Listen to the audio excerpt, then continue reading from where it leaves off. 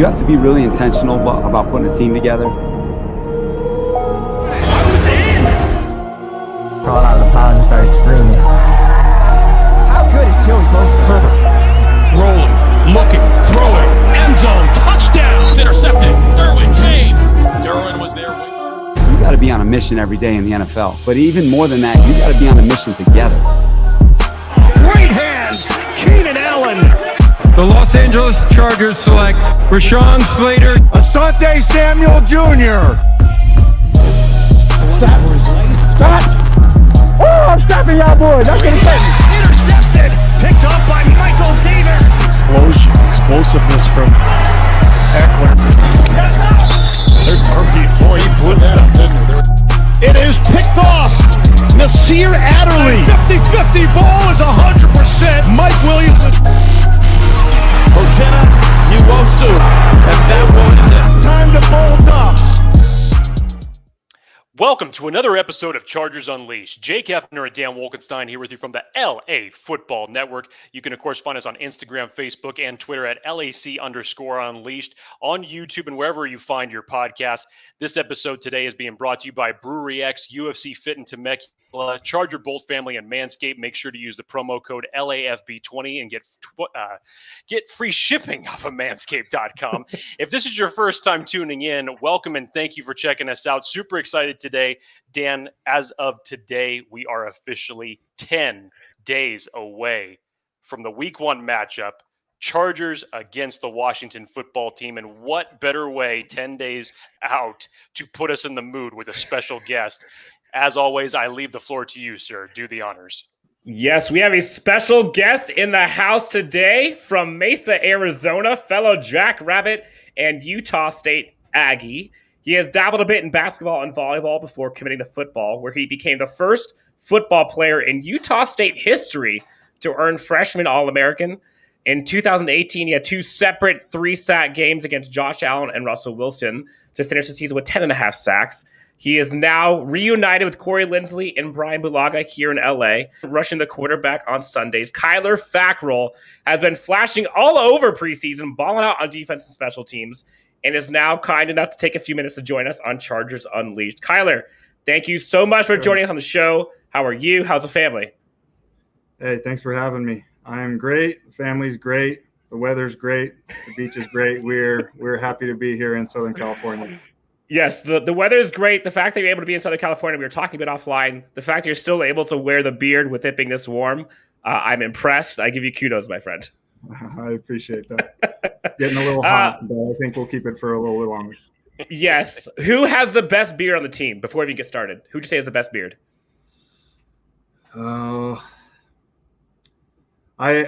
It always looks the best on the big guys, I think. So, I mean, it's got to be between Filer and Linval. I think Linval's got the best beard, even though it's always hidden behind that mask.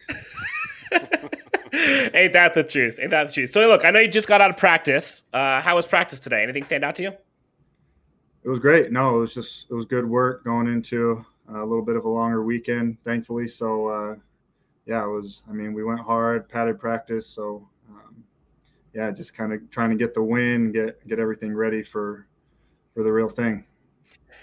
Love it. Love it. All right, so we're going to talk about all kinds of things. We'll go into Week 1 against Washington football team. We'll talk about training camp, learn a bit about you and this defense, Justin Herbert, go into a little bit more of you off the field, maybe what motivates you, maybe get to some rapid-fire questions, get you to know a little bit better.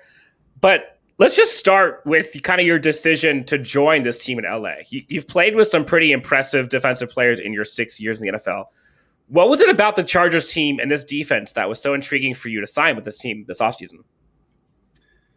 Yeah, it was. I mean, I think a lot of it, honestly, was I had a great conversation with Coach Staley, and he knows me a little bit from having coached in Chicago, and I was in Green Bay, so he knows of me from kind of that connection, and just kind of hearing him talk about the scheme and the defense. I think we both kind of felt like it would be a really great fit, and other than that, as far as location-wise, I'm a West Coast guy. My wife is a West Coast girl, so we're excited to be back in the West for sure. Speaking of Coach Staley, Kyle, Coach Staley and Coach Hill have both publicly praised not only your consistency, but as well as your versatility. And what have they told you since you got there? And obviously, as you're gone through practice and training camp, and now you've seen just more of your role on defense be more solidified. But what have they told you just as far as about what they want from you defensively and also on special teams? Because we know you have that attribute to your resume as well.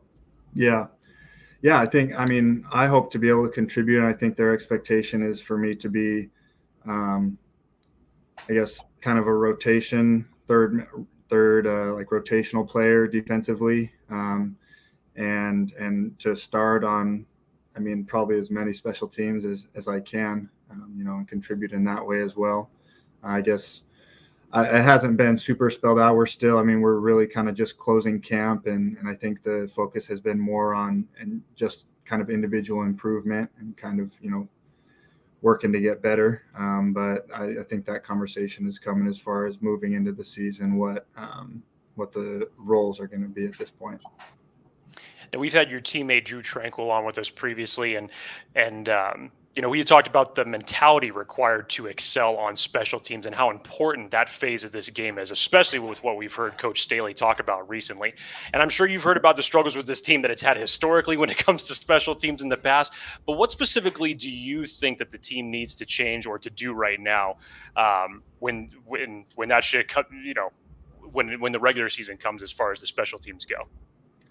Yeah, it definitely, there are a lot of coaches, teams that I think that kind of special teams is like a second tier thing. It's kind of an afterthought, and that hasn't been the case here. And I think that's kind of the first step, is that, from the top down, the head man, all the way down to, to the players, that they take it seriously, that it's something that's very important. We know, the talent and the ability that we have offensively and defensively, and, special teams needs to be something that can propel us to wins and not something that holds us back, for sure. Right. And we've heard all about the practice reps. Really, let's talk about some of these practice reps, because we've heard about them all in practice. And, we heard about the early days of training camp when the entire edge rush group got their individual chance to go up against first-round selection Rashawn Slater. What has it been to go up against him consistently in practice on a weekly basis? It's honestly been impressive. He has done unbelievably well. I think I like to think that we have some pretty good edge rushers in our edge group, and I think he's done really well. He has great feet, technique-wise. It's hard to kind of get him panicking and running one way or the other. He's very solid. He has a good anchor when you try to power him. So I think big things are ahead for Rashawn. Now, we're talking to Kyler Fackrell, your outside edge player for the Los Angeles Chargers. Kyler, we've heard several players and coaches kind of talk to this team about the excitement in the locker room. And if we're being honest, a lot of guys in the locker room seem to be super motivated and look to kind of have this chip on their shoulder with something to prove. I think you've talked about that a little bit too. Yeah. Where do you think that mentality and motivation comes from? I don't know. This is my third month or whatever it is with the team, but I think there's a little bit of a chip on the shoulder just from being the LA team, kind of the second LA team, or at least that's the way it seems as far as the fan base a little bit. We haven't quite gotten integrated with the city. And I think what's going to change that is winning, for sure. And, other than that, I think they've had a lot of talent here for a long time, and just haven't really been able to kind of get over that hump and to get deep, make deep runs into the playoffs. So I think that's kind of where the chip comes from, is we know we should have been good, and we should be good. And, I know there's been injuries and it just hasn't really panned out in the last couple of years. But yeah, I think this year is obviously, I think everyone has that feeling and that intention that this year is going to be that year. Interesting.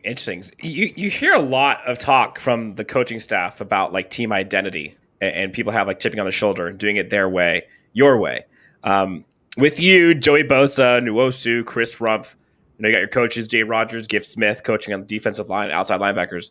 Like, how would you define the makeup and identity of the edge group specifically?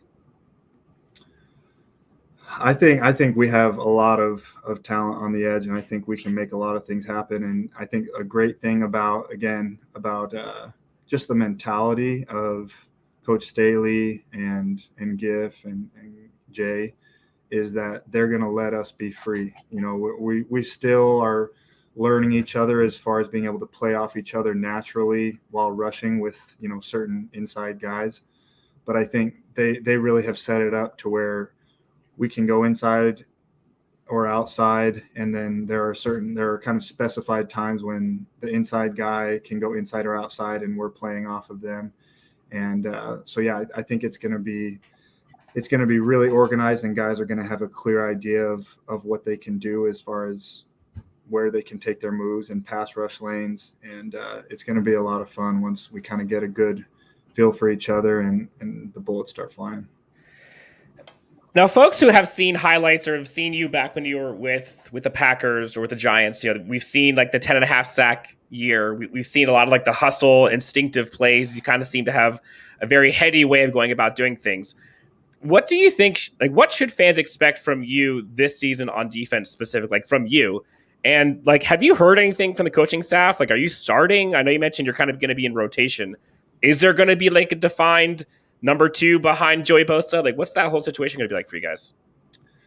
As far as starting and stuff, I don't know. That's still kind of, I guess that's a question for the coaches. That hasn't been declared. I'm not sure at this point. But as far as, what to expect from me, I think this has been my best training camp since I've been in the league. And I feel like I've, just as far as the personal improvement that I've made, so I feel confident. I feel great going into the season, and I hope to be a playmaker on the edge. So Kyler, most who follow the team and your background know your college history at Utah State, and then of course with the Packers and the Giants. But there is not many people out there that know much about you off the field. I know you had mentioned obviously that you're a West Coast guy at heart. Bring us into your home, bring us into the day in the life of Kyler Fackrell. Outside of football, what makes Kyler Fackrell tick? Fill us in on some of your passions, priorities off the field, if you will. Yeah, I'm full on into the dad life. I have a beautiful wife, Liz, and we have 3 beautiful children, 2 girls and then a boy, Delaney, Lucy, and Benjamin. And as you can imagine, that takes up the majority of the time. Those kids, any off time that I have, is usually spent with my wife and kids. That's great. Now you got the distinct player to play with one of the best quarterbacks in the league over in Green Bay with Aaron Rodgers. Justin Herbert has all the tools in and out of the huddle to be special. How would you compare what you've seen from Justin early in his career? Compare that with what you got a chance to see with Aaron during your time in Green Bay. Yeah, I mean, like you said, there's no doubt that he has all the ability, and I think really he has the kind of the intangibles that a quarterback needs. I haven't been around him for super long, but he's a quiet guy, so he's not necessarily going to be screaming and yelling on the sideline, which personally I like. But, I know that Peyton Manning, some of the other great quarterbacks have, they can get heated and animated and stuff like that. But no, I think Justin, the throws, the plays that he can make with his legs, he's a unique talent. And I think he's been great in the locker room. I know that he commands a lot of respect from all of us, his teammates in the locker room. So I'm super excited to see what he does on the field this year. Nice. Now, finally, we're 10 days away, September 12th, week 1 against the Washington football team's coming up. How much have you and the team started to prepare for that matchup? I know, obviously, just normally we'd be talking about week 4 of the preseason, but this, circumstances have obviously changed in the last year. But Right. what do you see as the keys of being able to come away with a victory in week 1? We haven't. It's been more about us, honestly. Even up to today's practice, we haven't really looked too much at Washington at this point. It's been about kind of finishing off camp right and getting ourselves right to begin with. So I don't know too much about Washington. I think Fitzpatrick is going to start.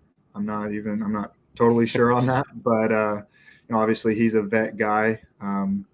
He's got a lot of experience and he's shown really impressive streaks for sure. So I think it'll be a challenge. They have a lot of talent defensively. They have a very good front, good defense, and they have a lot of speed on the edge offensively, a lot of weapons. So again, it'll be a great challenge, but I don't know too much specifically at this point, but I think we definitely are confident in, as long as we prepare the right way. I'm sure I don't have to tell you this. Oh, go ahead, Jake. You go first because I was just going to say, so basically, in short, whoever's wearing the quarterback jersey, your goal is just to put him on the ground. That was it. Always. Yes. And I was going to say, so Jake and I, we've done a few years of looking at like draft prospects and things. That number 24, Antonio Gibson, that guy is a playmaker on Washington. Please don't let him score against us because I'll never hear the end of it. So just keep an eye on him. Do me a favor, all right? Yeah, yes, I'm sure we'll have some special things designed to stop him. He's definitely a force to be reckoned with. Yep. All right, we're racking up with Kyler Fackrell on your Los Angeles Chargers. All right, so we've asked you some football questions. Now let's get to know you a little bit. Are you open for a few rapid-fire questions to end this thing out? Let's do it. All right. Here we go. Kyler Fackrell and rapid fire. Number 1, best meal you've had since you've been here in LA. I'm gonna have to say we went and got some steaks from the butchery, and my wife. It was actually when I got home from a game. They had like a nice Wagyu steak cooked on the grill, and I know, a homemade meal, and I think that's the best one since I've been here. I literally was just talking to my wife. She asked me, like, what's one food you haven't had before that you would always love to try? And I said, like, Wagyu steak. I literally talked about this like 4 hours ago. That is weird. Yep. Highly recommended. Thank you. You heard it here first. Funniest teammate since joining the Chargers team. Who's your funniest teammate? Funniest teammate. I think I'm going to say Joey. Joey, he's a little bit, it's like sarcastic, kind of dry humor, but that's kind of my style of humor. So Joey is hilarious to me. Are there any Joey-isms that stand out to you? I not any like sayings or anything, but just dry sarcasm, just kind of across the board. It's kind of the vibe that I get from Joey. Now you've played a bunch of positions, and you've played throughout high school, college, and obviously the pros now. Throughout your career, what is your favorite play of your career? Could be at any level. Favorite play of yours so far? Ooh, that's a tough one. I would probably have to say I had a pick 6 last year with the Giants. The stiff arm? Yeah, I think that's the first time I've touched the ball and ran with the ball since almost high school, I feel like, and it was a lot of fun. Kyler, this will be an interesting question. This is the first time we've ever actually asked this question on this show, so I'm excited to hear this. Okay. Biggest irrational fear that you have? I don't know if it's irrational, but I would say snakes. But maybe most people probably don't like snakes, but I really don't like snakes. I'm with you. Like, absolutely, just seeing a picture or watching a video of a snake, like, almost makes me want to throw up. So you walk away in like Indiana Jones whenever snakes hit the screen, pretty much then. Pretty much, yeah. Nice. I get very uncomfortable. That's awesome. Well, I'll get away from the fears. Now I'll go over to something a little bit more goofy. If the Los Angeles Chargers were a box of cereal, what cereal would we call them?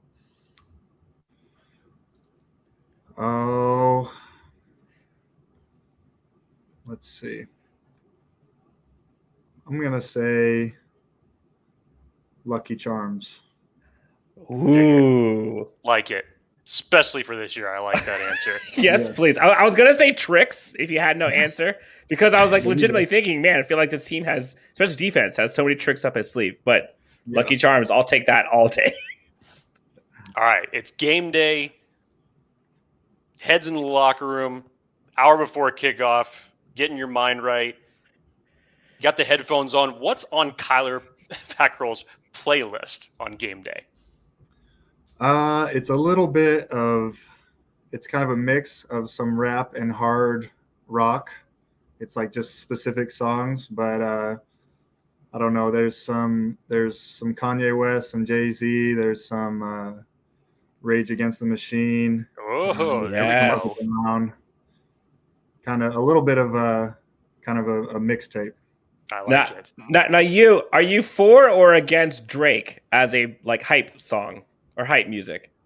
Again, it's not like an entire artist for me. It's specific songs. So I think I've got a Drake song or two on the playlist. I can't think of what it is off the top of my head, but I think he's got some great songs for sure. We've had some players on the show, and they are like so against anything Drake when it comes to hype music, and other people like die by Drake. It's hilarious. Yeah. It is, yeah, he's kind of polarizing. The last question here for you, Kyler. We've all had plenty of time over the last year and a half or so to spend time in front of our television and binge watch television shows or series or whatever it is. What's the last show or series that you got an opportunity to binge watch? Over the OTAs, I was here by myself. I watched, and I'm not done with it, but The Last Kingdom. It's okay. It's on Netflix. I've heard of this. It's kind of like, it's a little bit like Viking, but it's after like the Viking show from History Channel. It's later in history than that. But it's England. And again, I'm not done, but I was really enjoying what I was seeing. Very nice. I want to say I'm ashamed by how many Netflix series I've gone through during COVID, but I feel like everyone at this point has gone through all of the Netflix and Hulu and Disney Plus. We're all in the same boat, I think. Yes. Yeah. Don't even get Jake started. I have yet to finish the Marvel Phase 1, 2, and 3, and I'm way behind on those. I know. Have you seen Infinity War and Endgame? No. And everyone. If you really want to be upset right now, Kyler, oh no, going through it, it came up to the point where Dan had to watch The Winter Soldier. It took Dan 4 times just to finish Winter Soldier. He would send me text messages of the TV of him watching. He's like, okay, hey, great. And I talked to him later in the day. He's like, so what'd you think of it? I didn't finish it. Like, what are you talking about, dude? How did you not finish it 3 times and it took you 4 times to finish the movie? Look, there's a lot of movies. I just finished Guardians of the Galaxy, so I'm on my way. But yeah, I got a long way to go.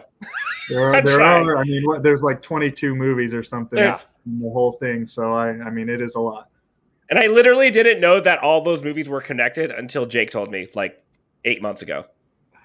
He's like, did you watch the end of the movies? I have my tickets for Shang-Chi, so I'm ready to roll for tomorrow, so I'm good. All right, well, clearly we need to end this interview so we can go and watch more Marvel movies. Kyler, thank you so much for joining us. Honestly, this has been such a blast, and I can't wait to see you on the field in, 10 days now? I mean, real quick, how are you feeling about just the season starting? Like, what are you up to between now and then? Like, how are you going to contain your energy? It's about time. For sure. I mean, I'm sick of practicing against the Chargers offense. I do something different. Hit somebody with a different colored jersey. Yes, exactly. Tackle somebody for real, sack the quarterback for real, all There that. you go. Can't wait. There you go. Well, hey, best of luck to you. I hope you guys are Lucky Charms all season. Thank you so much for joining us, and we look forward to seeing you ball out on Sundays, all right? Awesome. Thanks, Dan. Thanks, Jake. Hey, best of luck to you Tyler. and the family, and we'll talk to you soon, all right? Don't be a stranger. All right. Appreciate it. The Los Angeles Chargers select Rashawn Slater. Asante Samuel Jr. Stop! Oh, I'm stopping y'all boys. That's gonna take me. Intercepted. Picked up by Michael Davis. Explosion. Explosiveness from Eckler. There's Murphy. Boy, he blew that up, didn't he? It is picked off. Nasir Adderley. 50-50 ball is 100%. Mike Williams. Uchenna Nwosu, and that will end it. Time to bolt up.